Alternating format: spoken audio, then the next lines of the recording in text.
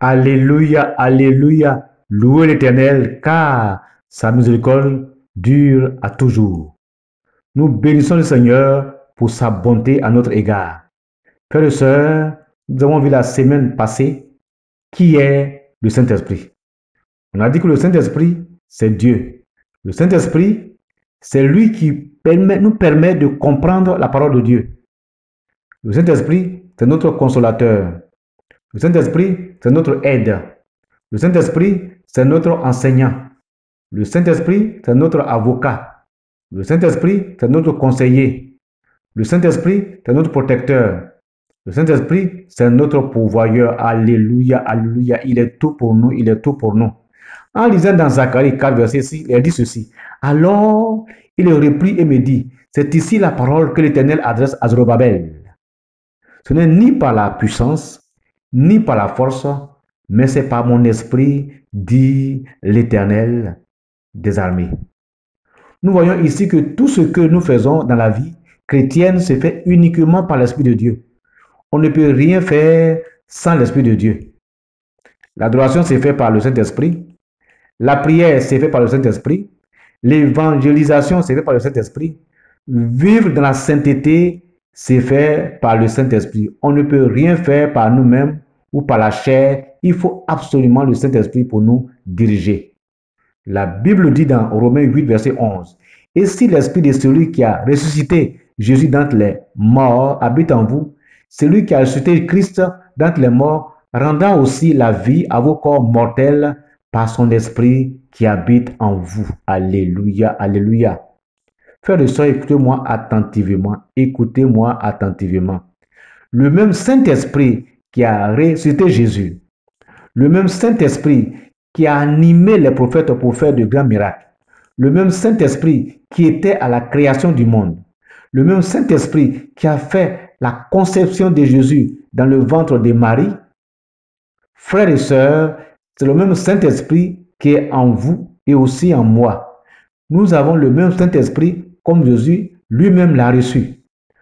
Nous avons le même Saint-Esprit comme les apôtres l'ont reçu.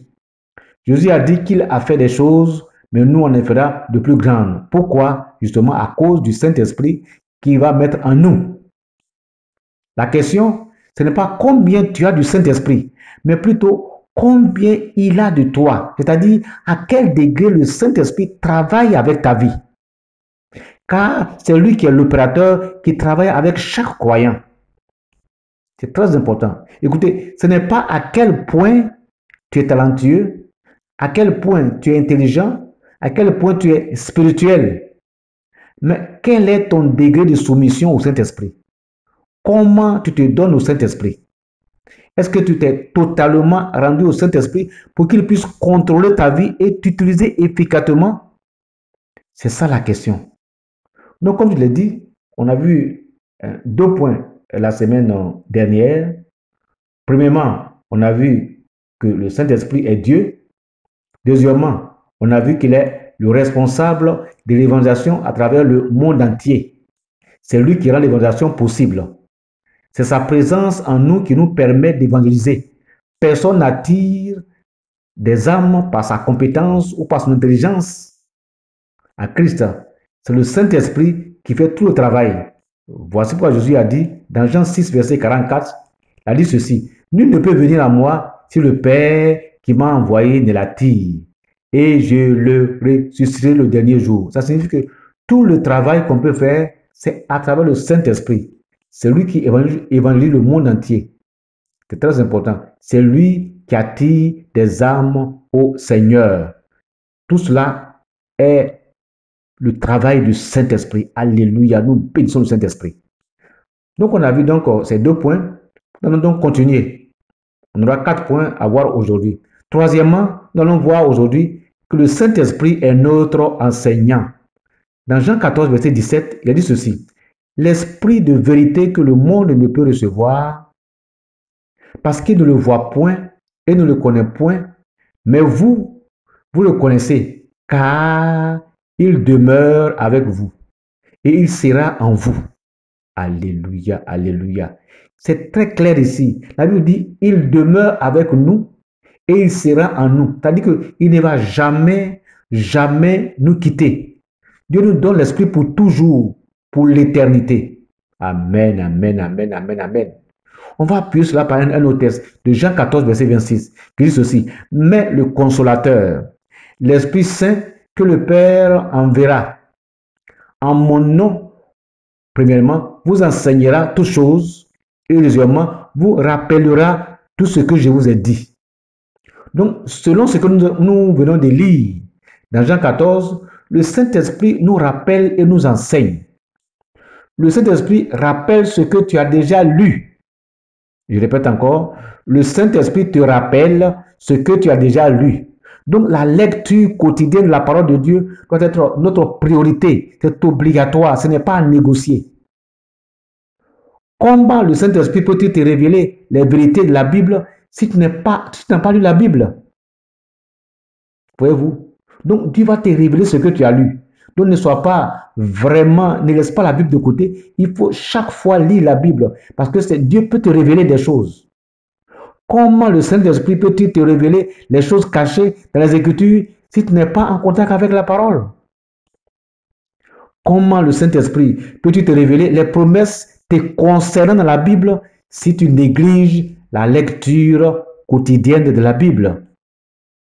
Frères et sœurs, tu dois travailler avec le Saint-Esprit main dans la main pour qu'il puisse te révéler les choses profondes de Dieu. Sache que seul le Saint-Esprit peut sonder les profondeurs de Dieu. Dans ce qu'on a lu, il te révèle aussi qu'il enseigne. Donc, on a dit premièrement qu'il nous rappelle. Deuxièmement, il nous enseigne aussi. Si tu ne reçois pas l'enseignement du Saint-Esprit, tu seras une proie pour le diable. Car la Bible dit, il rôde comme un lion rugissant, cherchant qui il va dévorer. Vous voyez, il vient pour dévorer, pour tuer. Donc, tu as besoin d'entendre la voix du Saint-Esprit pour vivre une vie victorieuse sur terre. Si tu n'écoutes pas la voix de Dieu, ne lis pas la Bible, le diable va toujours te créer des difficultés et des problèmes. Voyez-vous? Parce qu'il y a toutes sortes de choses qui se passent dans l'univers. Donc, tu as besoin de t'approcher de la Bible pour que Dieu te parle. Car Dieu nous parle à travers la Bible. C'est la parole de Dieu. C'est très important. Voyez-vous, nous sommes à l'ère des réseaux sociaux. Il y a des nouvelles partout, sur WhatsApp, sur Facebook, sur Twitter. Enfin, il y a toutes sortes de voix. La télévision, toutes sortes de voix. La radio, toutes sortes de voix. Voyez-vous? Mais je vais vous dire quelque chose. Dans l'univers, il y a trois sortes de voix. D'abord, il y a la voix humaine, la voix du diable et la voix de Dieu, qui est la voix du Saint-Esprit. Donc, tu dois laisser le Saint-Esprit t'enseigner et te diriger. Cela n'est pas à négocier, c'est obligatoire si tu ne veux pas que le diable mette la confusion dans ta tête ou bien mette une fausse doctrine dans ta tête. Parce qu'à chaque fois, on voit partout les faux pasteurs, les faux prophètes, les fausses prophétesses, partout. Donc, c'est le Saint-Esprit qui doit t'enseigner réellement pour que tu puisses réellement discerner ces voix-là. Le Seigneur Jésus a dit dans Jean 10, « Mes brebis entendent ma voix et elles me suivent. » Justement, pour entendre la voix de Dieu, il faut que tu sois brebis. Est-ce que tu es brebis? Est-ce que tu entends la voix du Saint-Esprit? Frère, sœur, c'est la question que je te pose. S'il te plaît, il faut rechercher activement la présence du Saint-Esprit dans ta vie. Si ta vie est confuse, si elle est floue, tu ne sais pas qu'est-ce qu'il faut faire, il faut rechercher toujours la voix du Saint-Esprit. Car la Bible dit, il est en toi, il demeure éternellement en toi. Ce n'est pas d'une manière temporaire qu'il est en toi, mais d'une manière éternelle qu'il est en toi. Alléluia, je bénis le Seigneur pour le Saint-Esprit en nous.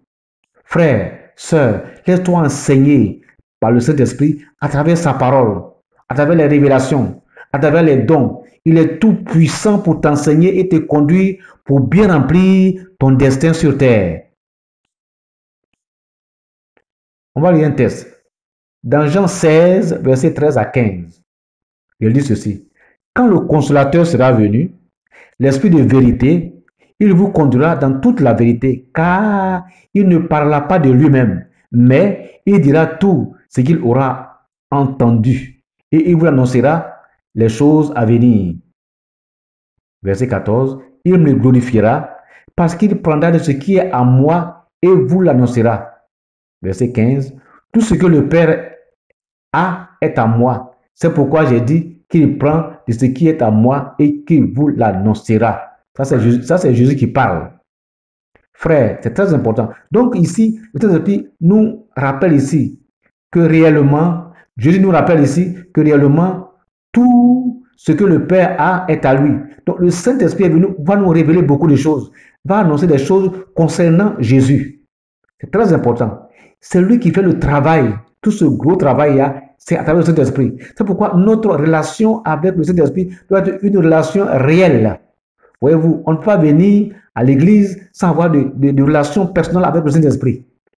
Dans Néhémie 9, verset 20, il a dit, tu leur donnas ton bon esprit pour les rendre sages. Tu ne refusas point ta manne à leur bouche et tu leur fournis de l'eau pour leur soif. Est-ce que vous comprenez ici? C'est-à-dire que dans tous les sphères de la vie, dans tout ce que nous faisons, on a besoin de la présence du Saint-Esprit. Et puis je continue. Dans 1 Jean 2, verset 27, il dit ceci. Pour vous, l'onction que vous avez reçue de lui demeure en vous. Et vous n'avez pas besoin qu'on vous enseigne. Mais comme son onction vous enseigne toutes choses, et qu'elle est véritable, et qu'elle n'est point un mensonge, demeurez en lui selon les enseignements qu'elle vous a donnés. Donc on dit, l'onction que vous avez reçue, dans d'autres versions, il a dit, l'esprit que vous avez reçu, vous enseigne toutes choses. Donc c'est vraiment important, c'est vraiment obligatoire de recevoir l'Esprit de Dieu, de recevoir l'onction de Dieu. Car la Bible dit ici que l'Esprit nous enseigne toutes choses, qu'on n'a pas besoin qu'on nous enseigne, car en nous, il peut nous enseigner. C'est pourquoi ta relation avec le Saint-Esprit doit être au beau fixe.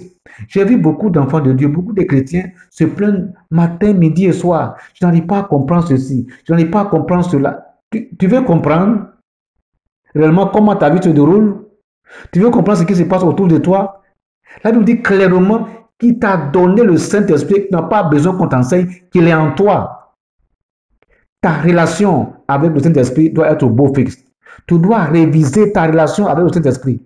C'est quand on n'a pas une relation personnelle avec le Saint-Esprit qu'on se plaint tous les jours. Je n'arrive pas à comprendre ceci, je n'arrive pas à comprendre cela. La Bible dit clairement que lorsque le Saint-Esprit va venir, c'est lui qui va nous donner ce qu'on ne comprend pas. Tu dois avoir le Saint-Esprit en toi pour qu'il t'explique ce qu'on ne comprend pas, car il est omniscient. C'est-à-dire qu'il connaît toutes choses. Il se connaît lui-même. Il nous connaît et il connaît toutes choses de manière parfaite, totale et exhaustive. Donc, il nous connaît. Donc, tu as besoin du Saint-Esprit pour faire toutes choses. Tu comprends? Il y a certaines personnes qui prennent la Bible et puis ils lisent ici. J'ai lu ici aujourd'hui. Demain, j'ai lu ici aujourd'hui. Mais sans se laisser diriger par le Saint-Esprit.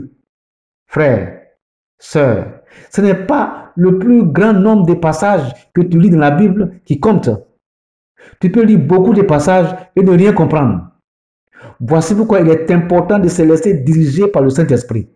C'est lui qui te donne la lumière pour comprendre les Écritures.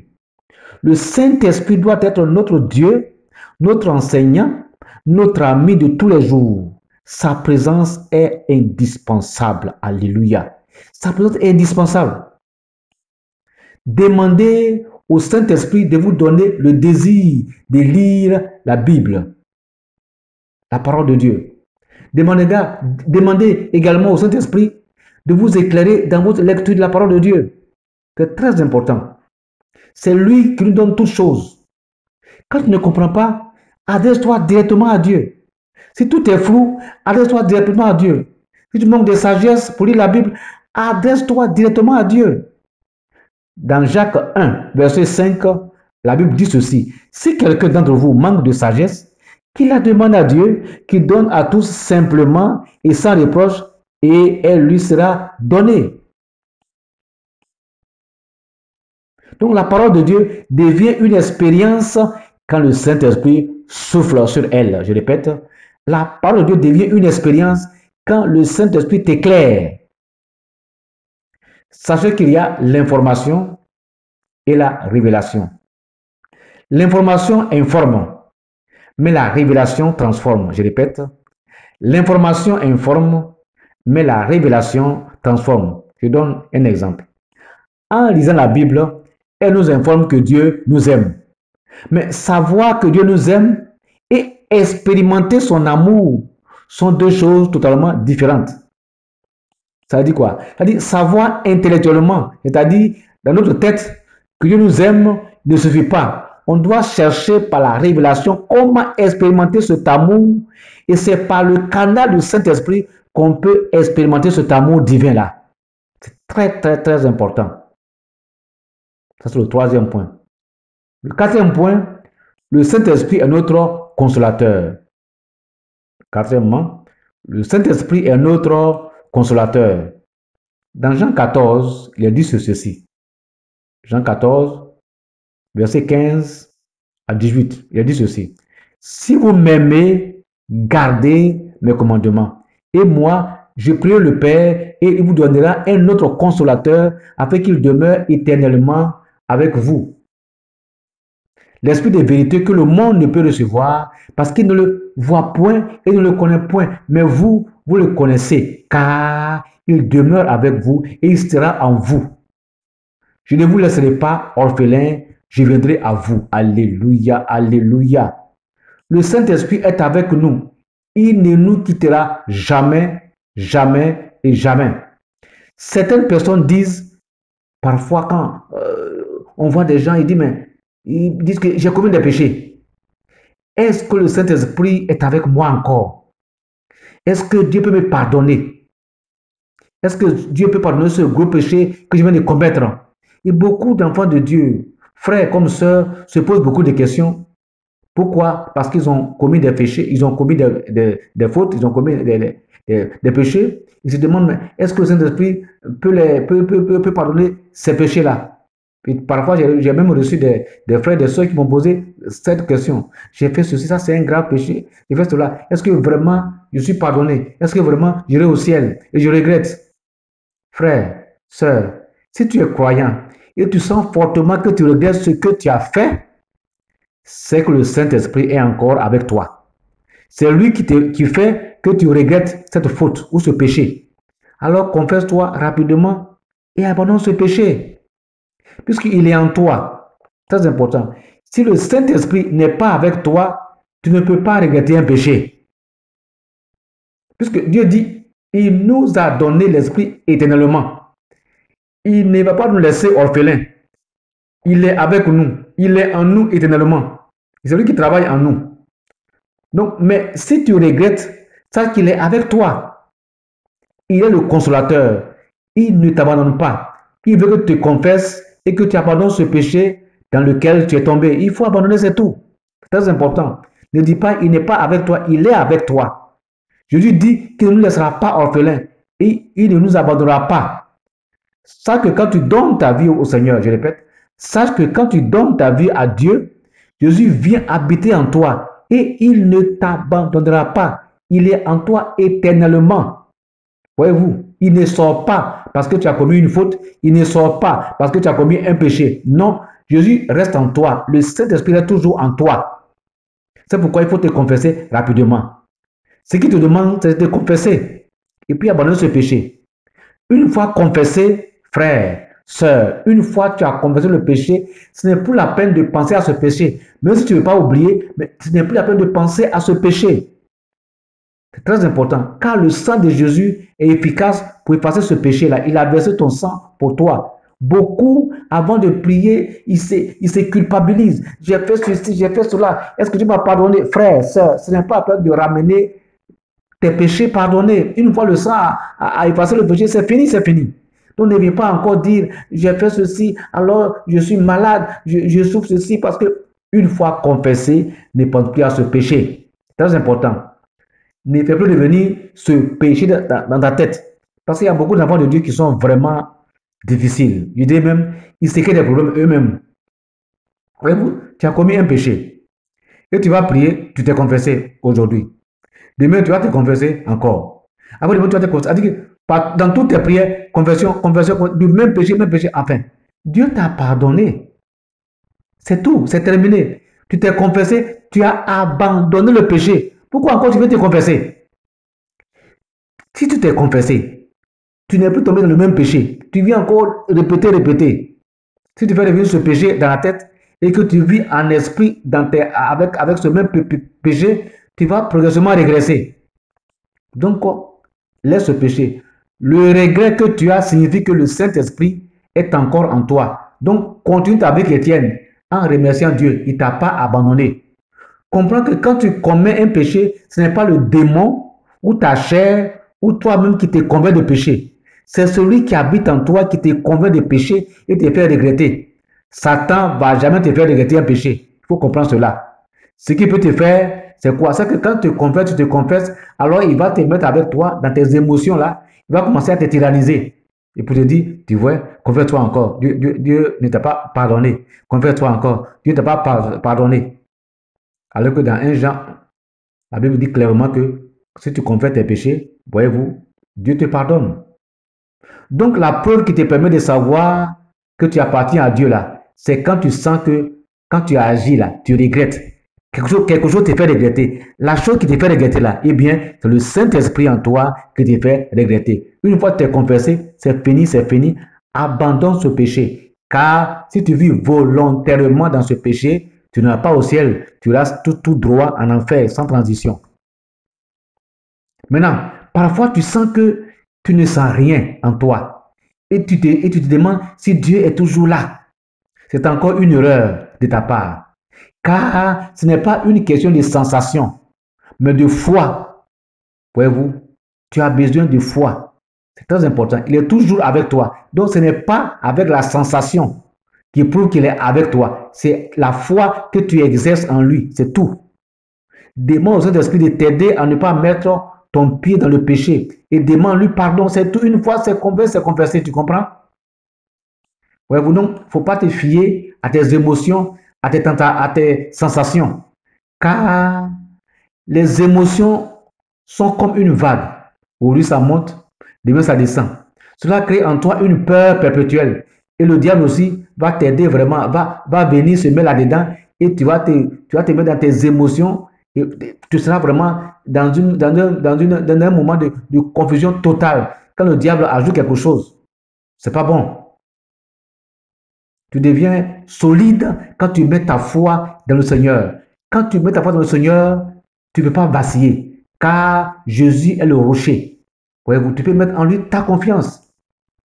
Le diable peut manipuler tes émotions et tirer avantage de toi. Mais le diable ne peut pas manipuler ta foi si tu es vraiment enraciné dans le Seigneur Jésus. Alléluia. Donc, mets ta confiance dans le Seigneur Jésus et ce n'est plus la peine de te culpabiliser. Mets ta foi en Jésus. Car il dit, je te donne le Saint-Esprit qui va rester éternellement avec toi. Dans le psaume 34, verset 18, il a dit ceci. L'Éternel est près de ceux qui ont le cœur brisé et il sauve ceux qui ont l'esprit dans l'abattement. Je répète, psaume 34, verset 18. L'Éternel est près de ceux qui ont le cœur brisé et il sauve ceux qui sont dans l'abattement. Donc, comme je viens de le dire, Dieu pardonne nos iniquités, Dieu te pardonne, Dieu est avec toi, il ne va jamais, jamais, jamais t'abandonner. Voyez-vous. Donc, on vient de voir le 4e point. 5e point, le Saint-Esprit est un puissant intercesseur. Waouh! C'est un puissant intercesseur. Parfois, on ne sait pas comment orienter efficacement nos prières, mais lui, il est omniscient, c'est-à-dire il sait toutes choses. Il sait toutes choses et il intercède pour nous. Dans Romains 8, verset 26, on dit quoi? À partir du verset 26 de Romains 8, à partir du verset 26, de même aussi, l'Esprit nous aide dans notre faiblesse, car nous ne savons pas ce qu'il nous convient de demander dans nos prières, mais l'Esprit lui-même intercède par des soupirs inexprimables. Et celui qui sonde les cœurs connaît quelle est la pensée de l'Esprit, parce que c'est selon Dieu qu'il intercède en faveur des saints. Alléluia, alléluia.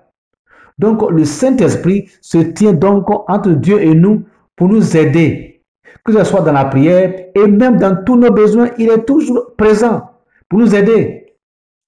Très important. Il ne nous quitte jamais, mais il est toujours présent pour nous aider. Voyez-vous, premièrement, quand nous manquons quelque chose, il pourvoit. Deuxièmement, quand on est faible, lui, il est fort. Troisièmement, quand on se rend à lui, ou bien quand on se soumet à lui, il nous garde. Quatrièmement, quand on obéit, il nous bénit. Cinquièmement, quand nous donnons, il multiplie. Il nous permet d'avoir accès à lui pour nous aider en tout, dans tout ce que nous faisons sur terre ici. Frères et sœurs, la vie chrétienne n'est pas compliquée. Je répète, la vie chrétienne n'est pas compliquée, mais parfois c'est complexe parce qu'on peut avoir plusieurs facettes. Par exemple, il arrive que des choses bizarres apparaissent dans ta vie chrétienne où tu n'as plus envie de prier, tu deviens lourd, tu n'as plus envie de lire la Bible, tu t'énerves, tu deviens parfois coléreux, tes anciens péchés commencent à faire surface, commencent à revenir, tu te sens un peu seul, je dirais même seul, rien ne t'intéresse, tu as l'impression que tu n'es plus toi-même, tu as envie de tout abandonner. Et pendant ce moment-là, écoute-moi très bien, tu ne pries pas, tu ne gênes pas, parce que toute la force est partie. Dans cet état bizarre-là, de complication de ta vie-là, et puis un bon matin, tu te lèves, et puis soudain, tu as envie de prier, tu as envie de chanter des cantiques, tu as envie de lire la Bible, de te confesser à fond. Tu sens que tu redeviens toi-même. Tu as l'impression qu'un vent de rapprochement est entré subitement dans ta vie sans savoir comment. Et soudain, tu prends goût à la vie. Pourtant, tu n'as pas prié, tu n'as pas jeûné, tu n'as rien fait durant cette période d'épreuve. Frère, sœur, c'est ça la grâce de Dieu. C'est ça l'intercession du Saint-Esprit. C'est ça le Saint-Esprit qui te fait retourner à la vie normale. Pourquoi? Parce qu'il demeure éternellement en toi. L'ennemi peut venir bafouiller ta vie à droite et à gauche. Tu es confus ou confuse. Des fois, parfois, même, tu dis, mais qu'est-ce qui se passe? Est-ce que je suis chrétien ou pas? Il va même te faire douter ta vie chrétienne. Ah, moi, je n'arrive pas à comprendre. Les autres réussissent. Pourquoi pas moi? On a comme l'impression que je suis venu accompagner les autres sur la terre. Non, tu n'es pas venu accompagner quelqu'un. Tu es sur la terre par la volonté de Dieu. Donc, le Saint-Esprit, pendant ce moment-là, il est patient. Il vient vers toi. Il règle tout. Il intercède. Il travaille avec toi. C'est très important. Sachez, frères et sœurs, que la prière, c'est le processus pour devenir un avec Dieu. Dans sa volonté, son action, dans sa nature, dans son dessein, dans chaque chose. Ça, c'est à travers la prière. Donc, c'est le processus pour devenir un avec Dieu. C'est à travers la prière qui nous fait découvrir sa volonté. Quand le Saint-Esprit intercède pour nous, il fait en sorte que nous devenions un avec la volonté de Dieu. Parce qu'on ne sait pas ce qu'il faut demander. Or, la Bible dit clairement qu'on doit demander selon la volonté de Dieu. Maintenant, quand il vient en nous, quand il intercède pour nous, il fait en sorte que nous, voyez-vous, que nous devenions un avec la volonté de Dieu. Parce qu'il sait ce qu'il faut demander. Alléluia, Saint-Esprit. Merci beaucoup, merci, merci, merci, merci. Le Saint-Esprit, donc, prie pour nous. Il intercède pour nous. Et sa prière fait que tu te conformes à la volonté de Dieu, à ton égard. C'est très important. Alléluia, alléluia. On va voir le dernier point, le sixième point. C'est le Saint-Esprit qui nous fait découvrir la réalité de Jésus. Sixième point, je répète encore. C'est le Saint-Esprit qui nous fait découvrir la réalité de Jésus. On va lire un texte dans Jean 15. Jean 15, verset 26. Quand sera venu le consolateur, que je vous enverrai de la part du Père, l'Esprit de vérité qui vient du Père, il rendra quoi? Témoignage de moi. Alléluia, alléluia, alléluia. Jésus dit ici quoi? C'est le Saint-Esprit qui va rendre témoignage de lui. C'est lui qui nous fait découvrir Jésus. On va appuyer cela par un autre texte encore, dans Jean 15, verset 13. Voyez-vous, Jean 15, Jean 16 plutôt, je répète, Jean 16, verset 13 à 15. Quand le consolateur sera venu, l'Esprit de vérité, il vous conduira dans toute la vérité, car il ne parlera pas de lui-même, mais il dira tout ce qu'il aura entendu, et il vous annoncera les choses à venir. Il me glorifiera, parce qu'il prendra ce qui est à moi, et vous l'annoncera. Tout ce que le Père a est à moi. C'est pourquoi j'ai dit qu'il prend de ce qui est à moi et qu'il vous l'annoncera. Qu'il vous annoncera. Donc, comme vous le voyez, le Saint-Esprit magnifie Jésus. Le Saint-Esprit glorifie Jésus. Le Saint-Esprit vivifie Jésus. Le Saint-Esprit rend Jésus réel. C'est par la puissance du Saint-Esprit que la chair était devenue, c'est par la puissance du Saint-Esprit que la parole était devenue chair dans le ventre de la Vierge Marie. Voyez-vous, c'est le Saint-Esprit, par cette action-là, qui a rendu la parole visible. C'est le Saint-Esprit qui a rendu la parole tangible, qu'on peut toucher. Par tout ce processus-là, le Saint-Esprit a rendu Jésus réel pour nous. Tout ce travail a été fait quoi? Par le Saint-Esprit. Donc, sachez que Jésus existait, d'abord, il existait avant de venir sur terre. Je répète, Jésus existait avant de venir sur terre, mais il était en état de pur esprit. Il n'avait pas de chair.